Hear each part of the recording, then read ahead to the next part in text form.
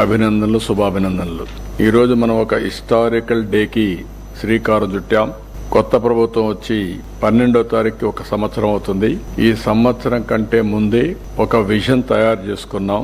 మనందరికీ స్వాతంత్రం వచ్చి 100 ఇయర్స్ పూర్తి చేసుకునే సందర్భం 2047. దీనికోసం భారతదేశం ప్రధానమంత్రి నరేంద్ర మోడీ గారి ఆధ్వర్యంలో వికసిత్ భారత్ 2047 ఒక విజన్ డాక్యుమెంట్ తయారు చేశారు. మనం కూడా దానికి సింక్రనైజ్ చేసుకుంటూ స్వర్ణాంధ్ర విజన్ 2047 కి మనం శ్రీకారం చుట్టాం. ఇందులో టాప్ 10 ప్రిన్సిపల్స్ మీరు ఒక్కసారి చూస్తే, పేదరికం లేని సమాజం, జీరో పావర్టీ, అదే సమయంలో P4, ఎందుకంటే ఆర్థిక అసమానతలు తగ్గించే లక్ష్యంగా P4 కూడా తీసుకొచ్చాం.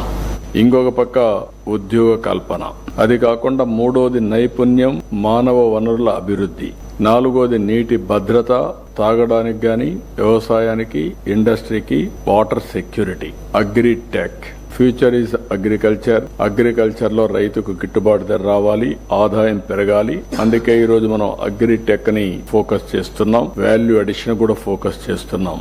అదే మరి అంతర్జాతీయ స్థాయి లాజిస్టిక్స్. యాజ్ ఆన్ టుడే మనం చూస్తే మన దేశంలో 14% లాజిస్టిక్స్ కాస్ట్ ఉంది. ఇంటర్నేషనల్ గా చూస్తే 8% ఉంది. ఈ 6% మేక్స్ ఆల్ ది డిఫరెన్స్. దీన్ని ఏ విధంగా సమర్థవంతంగా తగ్గించగలుగుతాం, ఏ విధంగా మనం ముందు తీసుకుపోతాం ఆలోచించడం కోసం అంతర్జాతీయ స్థాయి లాజిస్టిక్స్ ప్రొవైడ్ చేయాలనుకుంటున్నాం. ఇంకొక పక్కన ఇంధన వనరుల సమర్థ వినియోగం. మనం ఎప్పుడు మాట్లాడినా ఓన్లీ పవర్ గురించి, ఎనర్జీ గురించి మాట్లాడతాం.